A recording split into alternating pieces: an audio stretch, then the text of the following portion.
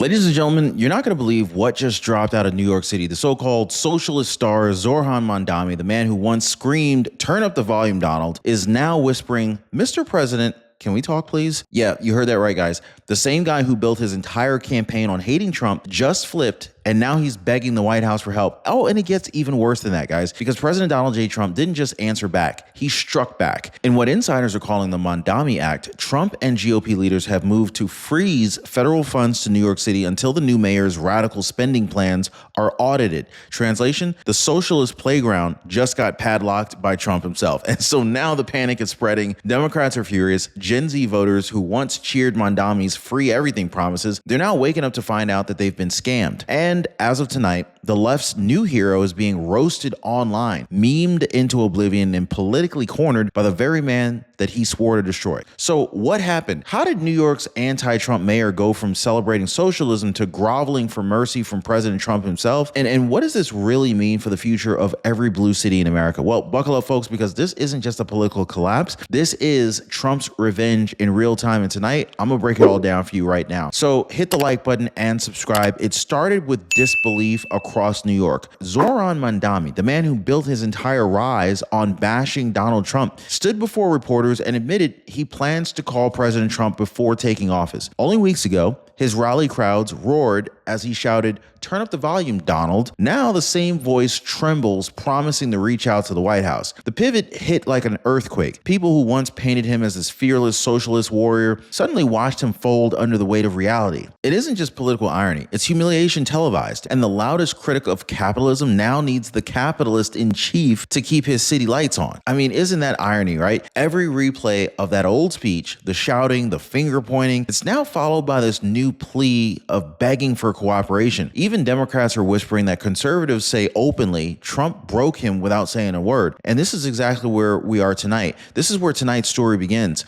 with a mayor-elect realizing that in Trump's America in 2025, you don't bite the hand that controls the funding. What an idiot. He can posture all he wants, but at the end of the day, the checks still come from 1600 Pennsylvania Avenue. And within 48 hours of Mandami's public surrender, President Trump's allies moved like lightning. Congressman Buddy Carter introduced a single devastating page of legislation, the Mandani Act. On paper, it's a fiscal accountability bill. In practice, it freezes every dime of federal funding bound for New York City right up until the new mayor's socialist spending plans survive an audit. No approval, no money. The Trump administration framed it as protecting taxpayers from reckless promises. This is a message that resonated nationwide. White House Press Secretary Caroline Leavitt delivered it bluntly. Fiscal discipline isn't partisan, it's patriotic. Behind the scenes, GOP strategists called it poetic justice. The socialists who mocked Trump's economics will now operate on Trump's terms. City Hall erupted in panic, calls to the Treasury,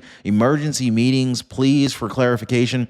Staffers leaked that Mandami was personally seeking dialogue with President Trump's budget team, a polite phrase for begging. Yes, he is straight up begging. Now, for the first time in years, Washington wasn't bending to New York City. Trump had turned the political tables, not with insults, but with the quiet precision of a businessman collecting a debt. Retirement's about safety, financial, emotional, and medical. But that safety disappears real fast when your Medicare plan fails. This is why I partner with Chapter. They strengthen your Medicare coverage so that you can focus on living and not worrying. And one of our viewers said, "Chapter made me feel secure again." So let me ask you, do you want to risk it? Or do you want to just join the thousands that have already secured their plans? Now, most people, they're already dialing that phone number right there on your screen, 909-563-8279, or they're visiting askchapter.org/Ron. Oh, and don't take my word for it. Look at what some of our own viewers have said. So James Weirate, he said, "Ron, I used Chapter again yesterday, and they helped me out quite a bit. Good outfit. Appreciate your time and your words." Valerios 4948, she said, "I called Chapter, and they did help me get cash back." Wow, that's real money being saved, guys. So by the next morning, panic had already spread through the Democratic establishment like wildfire. Kathy Hochul, the same governor of New York who once praised Mandami's progressive courage,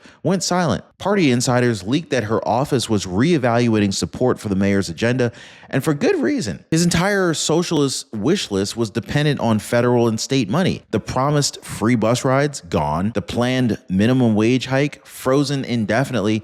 Even a so-called Green Future Fund quietly disappeared from the city budget website. You can't find any of his promises, and nothing is being executed. This was a complete failure out of day one, within the first 72 hours. The same Democrats who championed Mandami's campaign campaign are now pretending that they barely know the guy. Reporters spotted aides shredding talking points while city officials dodged cameras. CNN's headline said it all. Funding delays raise questions for new mayor. Translation, he's finished before he even starts. And so here's a political dagger. Trump didn't even have to lift a finger. The Mandami Act didn't just freeze New York's funds, it froze the Democrat narrative. Their golden boy turned into a liability overnight. The same crowd that cheered tax the rich now whispers, call the president, get his approval. You know what I'm saying? Reality came crashing down, and with it, the illusion that socialism could run America's biggest city. And just in case you thought that the political collapse was bad, wait until you see the internet reaction to that. Within hours, Mandami's downfall became digital comedy gold. Memes flooded X, TikTok, and YouTube. The turn up the volume challenge morphed into the flip-flop call. One viral post shows Mandami holding a phone labeled Trump Hotline. Another one uses this old rally clip with the caption,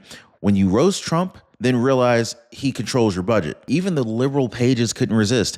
One progressive influencer wrote, "This is what happens when you campaign on fantasy economics. The internet doesn't forgive, and it never forgets." His Gen Z base, the same crowd that handed him victory, is now laughing at him. College kids who once waved his posters are now duetting memes, mocking his surrender speech. Oh, it is brutal. The socialist savior has become a Saturday night punchline, but the deeper damage isn't the humor, it's the humiliation. Once your own voters start memeing your collapse, your credibility is gone. Every retweet, every joke, every parody of the speech, it just cements the same truth. Trump didn't just defeat Mandami politically, he broke his image forever. Now, here's the part that really stings for the left. Trump never even had to say a word. The silence itself was the move. So when Democrats were screaming on cable news, the Trump administration stayed calm, confident, and calculated. There were no tweets or no press conference, no outburst, just a quiet smirk from the man who built a career out of letting his opponents self-destruct. Sources inside the West Wing leaked that Trump had no intention of calling Mandami back until the mayor shows that he's serious about fiscal reality.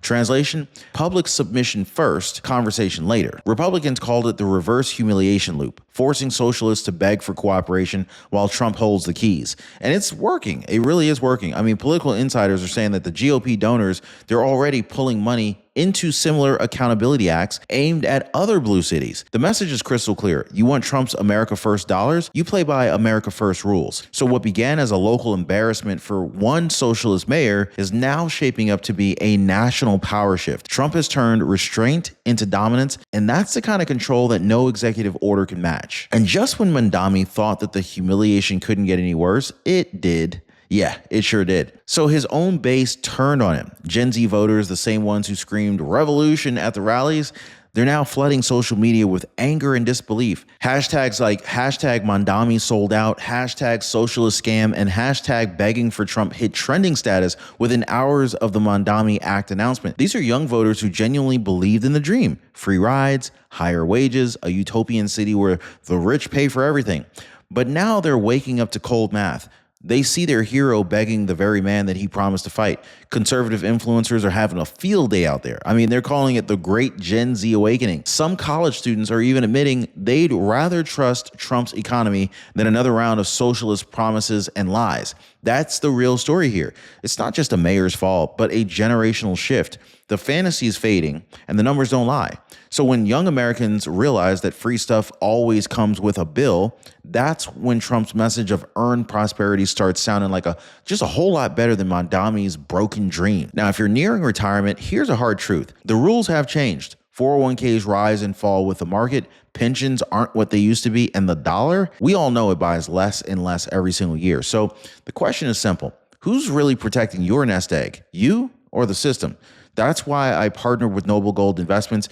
They help real Americans take control of their retirement with real physical gold and silver. No pressure, no confusion, just education and options that make sense. Thousands are already calling Noble Gold at 877-646-5347, or they're visiting RonYatesGold.com to download their free wealth protection kit, because people aren't waiting for another crash to wake them up. They're acting before it happens. If your retirement means freedom, not fear, this is where you start. By now, even the liberal media can't ignore what's happening, but they're doing everything that they can to try and spin it. Look, MSNBC calls the Mandani Act fascist retaliation. The Guardian says it's proof that Trump is targeting political enemies, but the facts tell a completely different story. The bill only applies to cities that violate federal funding rules. And guess what? New York City's new administration checks every box. Still, anchors on CNN and MSNBC are practically begging their audiences to stay calm, claiming Mandani is just opening dialogue. But that word dialogue means something very different now. It means desperation. It means defeat. Conservative news outlets are roasting the hypocrisy, playing old footage of these same journalists cheering when blue states resisted Trump's funding orders back in 2020. So now they're crying foul when it happens in reverse. Trump hasn't even said a single insulting word, and yet the media's outrage is louder than ever. Because deep down, they already know what this moment means. It is a complete reversal of power. The establishment can't control the narrative anymore, not when Trump controls the money. So inside New York City government, the knives are out. Transit unions are furious, warning that unrealistic promises have destroyed public trust. Local businesses accuse Mandani of spooking investors before he even took the oath. Even some of his own campaign staffers are leaking messages, screenshots showing that they warned him not to antagonize Trump before Election Day. One senior aide allegedly told him, "You're about to pick a fight with the one man who writes the checks." He ignored them. Now he's paying the price. His victory tour canceled. His first public event as mayor-elect postponed for safety reasons, but insiders are saying that the real reason is complete humiliation. The cheers are gone, replaced by boos and chants of sellout on the streets. City council members are distancing themselves, already talking about new leadership, and in a matter of days, the people's mayor has become politically radioactive. Trump didn't have to ruin his career. Mandami did it for him. And in doing so, he gave America a front row seat to what happens when socialist fantasy collides with financial reality. Washington, D.C. is in full-blown panic mode. What started as a bill aimed at New York is now a model spreading like wildfire through Congress. Lawmakers in Florida, Texas, and Ohio are now drafting their own accountability acts, threatening to freeze federal cash for any city that tries to run this socialist budget off the backs of taxpayers. Behind closed doors, Democrats admit that they're terrified. Now, if Trump's strategy works in New York, their crown jewel of progressivism, it could work anywhere. Look, Chicago, San Francisco, Los Angeles, every liberal stronghold suddenly looks vulnerable. The left is realizing that federal funding is no longer guaranteed, it's earned. Meanwhile, Trump's approval rating is climbing, especially among working class voters who see a president finally enforcing consequences. On Capitol Hill, one Democrat aide reportedly muttered he's turning fiscal discipline into a political weapon. But Republicans call it justice, a long overdue reality check. For years, blue cities mocked Trump's America First economics. Now they're forced to live under it. And the irony couldn't be any sharper. The self-proclaimed defenders of the poor are begging the billionaire president to bail them out. And that brings us to the final twist, the poetic ending that nobody saw coming. Zohran Mandami, the man who built his name as a socialist rebel, now stands as the ultimate example of Trump's political gravity. His fiery speeches, his promises of equity, his crusade against capitalism, all of this has collapsed under the weight of fiscal reality. Trump didn't destroy him with insults or investigations. He did it by just simply letting the numbers speak for themselves. The message to every politician in America is clear. Ideology doesn't pay the bills, results do. And so as of November 12th, 2025, Mandami's administration hasn't even begun, and yet it's already paralyzed at the same time. His party is in chaos, his voters feel betrayed, and Trump, calm, confident, and unbothered, just proved that the road to recovery still runs through the America First economy. This is the perfect closing chapter of a story of arrogance meeting accountability. New York thought it had elected a revolutionary, but what it got instead was a reality check and a president reminding the world who's really in charge. Because once again, Donald J. Trump didn't just win the argument, he owned the moment.